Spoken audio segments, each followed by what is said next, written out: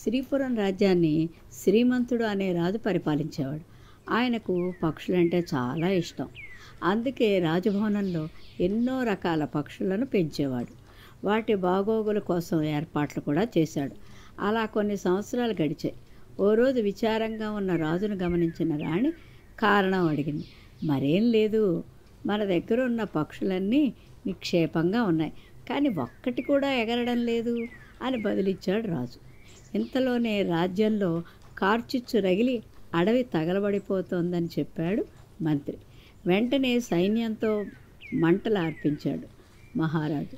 మరుసటి రోజు అక్కడికి వెళ్ళి ప్రమాదం గురించి ఆరా తీయగా కొన్ని జంతువులు ప్రాణాలు కోల్పోయాయని, పక్షులకు ఎలాంటి హాని జరగలేదని తెలిసింది.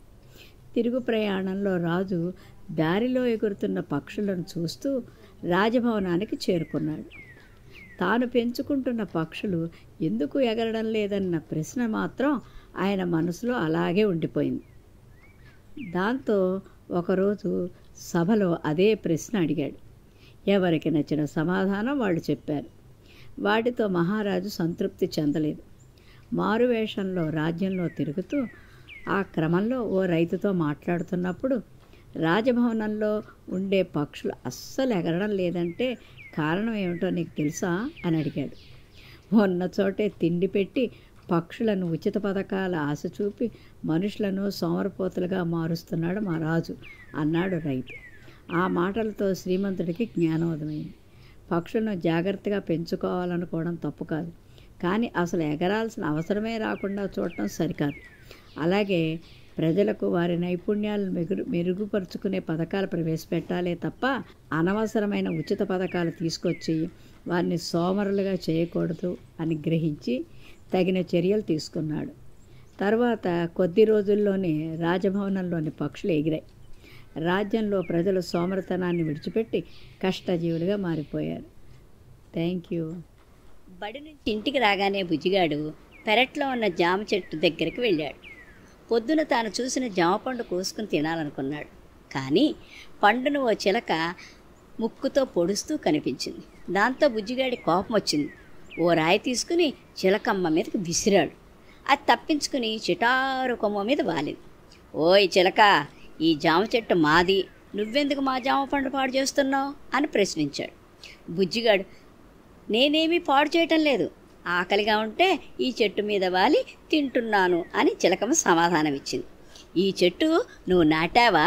దీన్ని మా బామ్మ మొక్కగా నర్సరీ నుంచి కొనుక్కొనొచ్చి నాటి పెద్ద చేసింది తెలుసా అన్నాడు బుజ్జిగాడు. అవునా, మరి నువ్వెన్ని మొక్కలు నాటావు అని ప్రశ్నించింది చిలకమ్మ. నేను మా పెరట్లో మామిడి, బొప్పాయి, సపోటా, గులాబీ మొక్కలు నాటాను అన్నాడు బుజ్జిగాడు. ఓ సింతేనా, 2-3 మొక్కలు నాటినందుకే నువ్వింత మాట్లాడుతున్నావే? అసలు ఈ ప్రకృతి అంతా పచ్చగా ఉండటానికి కారణం మేమే తెలుసా అని దబాయిస్తోంది చిలకమ్మ. బుజ్జిగాడికి అర్థం కాలేదు. నోరు తెరిచి చిలకమ్మ వైపు చూశాడు. మా పక్షిజాతి వల్లే వృక్షజాతి అంతరించిపోకుండా ఇంకా కళకళలాడుతోంది. అదిగో అక్కడ చూడు, నేను జామ పండును ముక్కుతో పొడవటం వల్ల కొన్ని గింజలు నేల మీద పడ్డాయి. అవి కొత్త మొక్కలు అవుతాయి, తర్వాత పెరిగి పెద్ద పెద్ద చెట్లు అవుతాయి అంది చిలకమ్మ. బుజ్జిగాడికి ఇంకేమీ మాటలు రాలేదు. ఆ పండు చిలకమ్మకే వదిలేశాడు. శ్రీపురం రాజ్యాన్ని శ్రీమంతుడు అనే రాజు పరిపాలించేవాడు. ఆయనకు పక్షులంటే చాలా ఇష్టం. అందుకే రాజభవనంలో ఎన్నో రకాల పక్షులను పెంచేవాడు. వాటి బాగోగుల కోసం ఏర్పాట్లు కూడా చేశాడు. అలా కొన్ని సంవత్సరాలు గడిచాయి. ఓ రోజు విచారంగా ఉన్న రాజును గమనించిన రాణి కారణం అడిగింది. మరేం లేదు, మన దగ్గర ఉన్న పక్షులన్నీ నిక్షేపంగా ఉన్నాయి, కానీ ఒక్కటి కూడా ఎగరడం లేదు అని బదులిచ్చాడు రాజు. ఇంతలోనే రాజ్యంలో కార్చిచ్చు రగిలి అడవి తగలబడిపోతోందని చెప్పాడు మంత్రి. వెంటనే సైన్యంతో మంటలు అర్పించాడు మహారాజు. మరుసటి రోజు అక్కడికి వెళ్ళి ప్రమాదం గురించి ఆరా తీయగా కొన్ని జంతువులు ప్రాణాలు కోల్పోయాయని, పక్షులకు ఎలాంటి హాని జరగలేదని తెలిసింది. తిరుగు ప్రయాణంలో రాజు దారిలో ఎగురుతున్న పక్షులను చూస్తూ రాజభవనానికి చేరుకున్నాడు. తాను పెంచుకుంటున్న పక్షులు ఎందుకు ఎగరడం లేదన్న ప్రశ్న మాత్రం ఆయన మనసులో అలాగే ఉండిపోయింది. దాంతో ఒకరోజు సభలో అదే ప్రశ్న అడిగాడు. ఎవరికి నచ్చిన సమాధానం వాళ్ళు చెప్పారు. వాటితో మహారాజు సంతృప్తి చెందలేదు. మారువేషంలో రాజ్యంలో తిరుగుతూ ఆ క్రమంలో ఓ రైతుతో మాట్లాడుతున్నప్పుడు రాజభవనంలో ఉండే పక్షులు అస్సలు ఎగరడం లేదంటే కారణం ఏమిటో నీకు తెలుసా అని అడిగాడు. ఉన్న చోటే తిండి పెట్టి పక్షులను ఉచిత పథకాల ఆశ చూపి మనుషులను సోమరపోతులుగా మారుస్తున్నాడు మా రాజు అన్నాడు రైతు. ఆ మాటలతో శ్రీమంతుడికి జ్ఞానోదయమైంది. పక్షులను జాగ్రత్తగా పెంచుకోవాలనుకోవడం తప్పు కాదు, కానీ అసలు ఎగరాల్సిన అవసరమే రాకుండా చూడటం సరికాదు. అలాగే ప్రజలకు వారి నైపుణ్యాలను మెరుగుపరుచుకునే పథకాలు ప్రవేశపెట్టాలే తప్ప అనవసరమైన ఉచిత పథకాలు తీసుకొచ్చి వారిని సోమరులుగా చేయకూడదు అని గ్రహించి తగిన చర్యలు తీసుకున్నాడు. తర్వాత కొద్ది రోజుల్లోనే రాజభవనంలోని పక్షులు ఎగిరాయి. రాజ్యంలో ప్రజలు సోమరితనాన్ని విడిచిపెట్టి కష్టజీవులుగా మారిపోయారు. Thank you. నరేష్ 6వ తరగతి చదువుతున్నాడు. ఆ రోజు పాఠశాల వార్షికోత్సవానికి తల్లితో పాటు వెళ్ళాడు. వివిధ పోటీల్లో గెలుపొందిన విద్యార్థులకు ముఖ్య అతిథుల చేతుల మీదుగా బహుమతులు అందజేస్తున్నారు. తన తరగతిలోనే చదువుతున్న రవి వ్యాసరచన, ఆటలు అన్ని పోటీల్లోనూ ప్రథమ బహుమతులు అందుకోవడం చూసి నరేష్ ఆశ్చర్యపోయాడు. ఇంటికి వెళ్ళిన తర్వాత, అమ్మా, మన పని మనిషి కొడుకు రవికి అన్నిటిల్లోనూ మొదటి బహుమతులు ఎలా వచ్చాయమ్మా? వాళ్ళు బీదవాళ్ళు కదా అని ఆశ్చర్యంగా అడిగాడు నరేష్. చూడు బాబు, బహుమతులు పొందడానికి బీద గొప్ప అనే తేడా ఏమీ ఉండదు. ఎవరిలో ఏ ప్రత్యేకత ఉందో వాళ్ళని చూసిన వెంటనే తెలియదు కదా. సమయం వచ్చినప్పుడు వారి గొప్పతనం బయటపడుతుంది అని చెప్పింది వాళ్ళమ్మ, నరేష్ చేతికి పాల గ్లాసు అందిస్తూ. అదెలా అమ్మా అని అడిగాడు ఆశ్చర్యంగా నరేష్. మనకి పెరుగు, మజ్జిగ, మీగడ, వెన్న, నెయ్యి ఇవన్నీ ఎలా వస్తాయో తెలుసా నీకు అని అడిగింది అమ్మ. ఓ, ఇదిగో ఈ పాలల్లోంచే అన్నీ వస్తాయమ్మా అని చెప్పాడు నరేష్ గ్లాస్ చూపిస్తూ. అవునా, అయితే అవి ఎక్కడున్నాయో చూపించు అంది అమ్మ. అప్పుడే ఎలా కనిపిస్తాయి అన్నాడు నరేష్. అవును కదా, పాలను చూసిన వెంటనే అవన్నీ ఎలా అయితే మనకు కనిపించవో అలాగే ఓ మనిషిని చూసిన వెంటనే అతనిలోని సుగుణాలు మనకు కనిపించవు. సరైన సమయంలో అవి బయటపడతాయి. అందుకే రూపురేఖలు, స్థితిగతులను చూసి ఎవరిని తక్కువగా అంచనా వేయకూడదు. తెలిసిందా అంది అమ్మ. ఓ, అర్థమైందమ్మా అన్నాడు నరేష్. నమస్తే. హాయ్ బుజ్జి. ప్రతిఫలం అనే కథను ఇప్పుడు మనం చెప్పుకుందాం. రాసిన వారు తాళ్ళూరి కామేశ్వరరావు. ఇక కథలోకి వెళ్దామా? రాముడు, భీముడు అనే ఇద్దరు దొంగలు ఒక అడవిలో ప్రతిరోజు దారి కాసి అటుగా వెళ్ళేవారి నుండి డబ్బు, నగలు దోచుకునేవారు. వారు దొంగిలించిన వాటిని ఒక పెద్ద మర్రి చెట్టు తొర్రలో దాచేవారు. కొన్ని రోజులకు ఆ మర్రి చెట్టు తొర్ర నిండిపోయింది. ఒకరోజు రాముడు, భీముడు మర్రి చెట్టు నీడలో కూర్చుని మాట్లాడుకుంటున్నారు. ఇంతలో, అదిగో దొంగలు, మీరు డబ్బు, వస్తువులు దొంగతనం చేసి సంపాదించారు కదా, ఇప్పుడు ఇదంతా ఏం చేస్తారు అని అడిగింది మర్రి చెట్టు.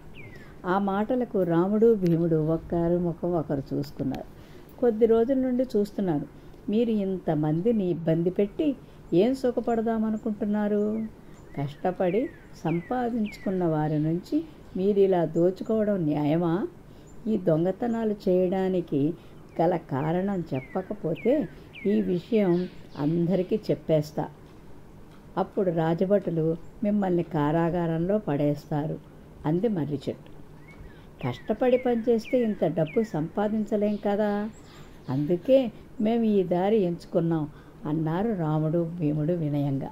అంటే మీ ఇద్దరి సుఖం కోసం ఇంతమంది కష్టార్జితాన్ని స్వాహా చేస్తారన్నమాట. ఇప్పుడు మీరు దొంగిలించిన సొమ్ము మీ జీవితాంతం కూర్చుని తిన్నా ఇంకా మిగిలిపోతుంది. అయినా ఈ దొంగ సొమ్ముతో మీరు అడుగడుగునా భయపడుతూ బ్రతుకుతారు. ఎందుకు వచ్చిన దొంగతనాలు? మనకు మనం సంపాదించుకున్నది రవ్వంతైనా దానితో తృప్తిగా బ్రతకవచ్చు. మనం సంపాదించుకున్న దానిలో మిగిలినది ఎవరికైనా దానం చేయడం నేర్చుకోవాలి అంది మర్రి చెట్టు. ఇతరుల కోసం మేమెందుకు కష్టపడాలి? దానివల్ల మాకేంటి లాభం? వాళ్ళు మాకేమైనా సాయపడ్డారా అన్నారు రాముడు, భీముడు. నేను మీ నుండి ఏం ప్రతిఫలాన్ని ఆశించి మీకు నీడనిస్తున్నాను? కట్టెలు ఇస్తున్నాను, మిగిలిన చెట్లు పళ్ళు కాయలు ఇస్తున్నాయి అడిగింది మర్రి చెట్టు. రాముడు భీముడు ఒక క్షణం ఆలోచించారు. నీవు చెప్పింది నిజమే, మేం కూడా నీలా ప్రతిఫలాన్ని ఆశించకుండా బ్రతుకుతాం. ఇతరులకు ఉపకారం చేయకపోయినా కనీసం అపకారం చేయకుండా బ్రతుకుతాం అని చెప్పి ఆ రోజు నుండి దొంగతనాలు మానేశారు.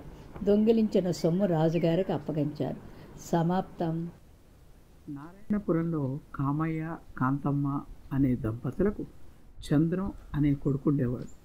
ఒక్కడే కొడుకు కావడంతో వాడిని అతి గారాబంగా పెంచుతుండేవాడు. అల్లా చిల్లరిగా తిరుగుతూ ఊళ్ళో గొడవలన్నీ ఇంట్లోకి తెచ్చేవాడు. తల్లిదండ్రులకు ఊళ్ళో వాళ్ళకి సర్ది చెప్పేసరికి తల ప్రాణం తోక్కొచ్చేది. చంద్రం ఒక్కరోజైనా బడికి వెళ్ళిన పాపాన పోలేదు. 10 ఏళ్ళు నిండే నాటికి వాడికి కాగుణింతం కూడా సరిగ్గా రాలేదు. కామయ్య చదువుకోమని ఎంత చెప్పినా వినేవాడు కాదు. గట్టిగా చెబితే ఎదురు తిరిగేవాడు.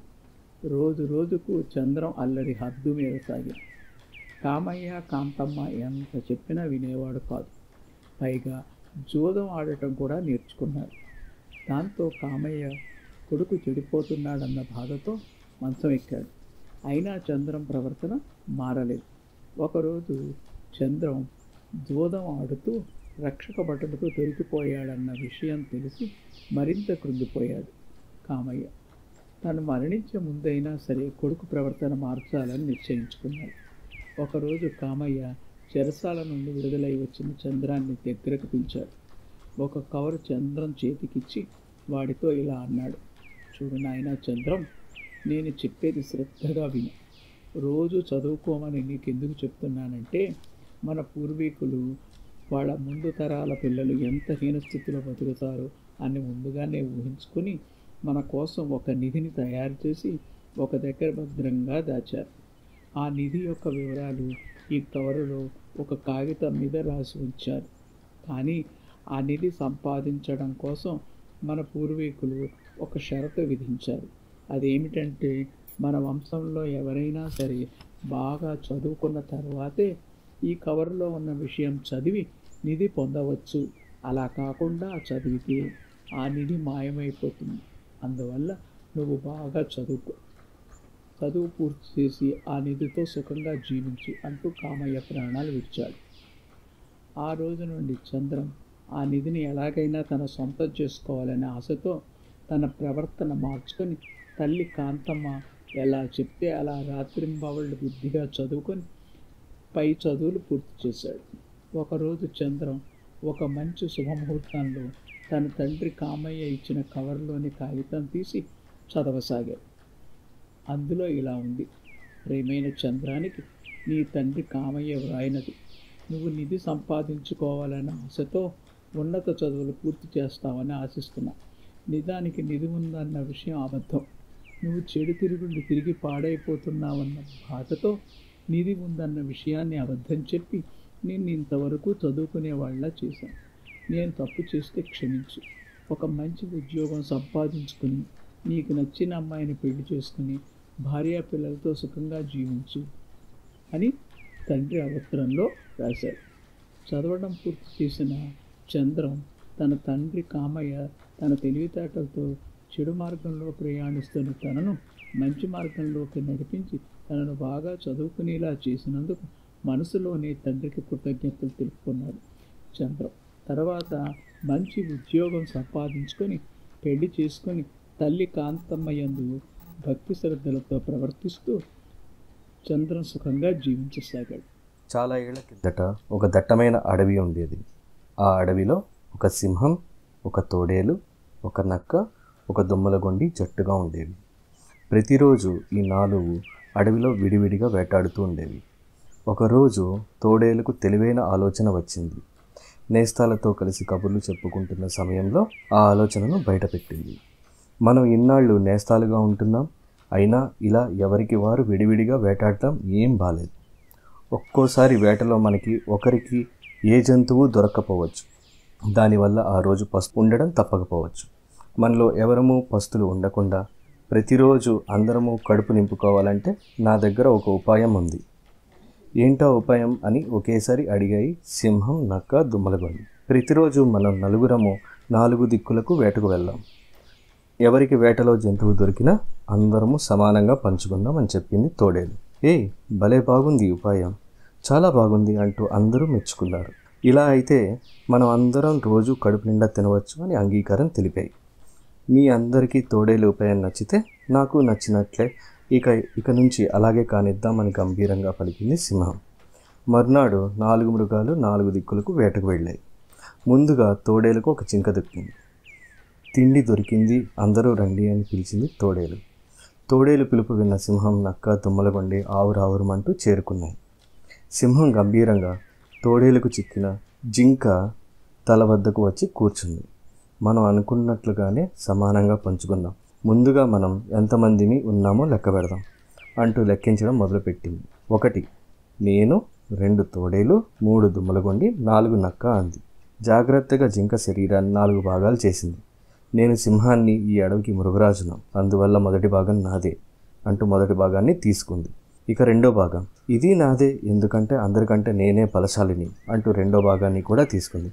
మరి మూడో భాగం, నేను అమిత ధైర్యశాలిని కాబట్టి ఇది కూడా నాదే అంటూ మూడో భాగాన్ని కూడా తన వైపుకు లాక్కుంది. న్యాయంగా చెబుతున్నాను, మిగిలిన ఈ భాగం తీసుకోవాలంటే తీసుకోవచ్చు అంటూ 4వ భాగం మీద తన పంజా పెట్టింది. ఇప్పుడు చెప్పండి, ఈ భాగం ఎవరిదో అని గర్జించింది. మిగిలిన 3 మృగాలు తోకలు ముడుచుకుని అడవిలోకి పారిపోయాయి. Thank you.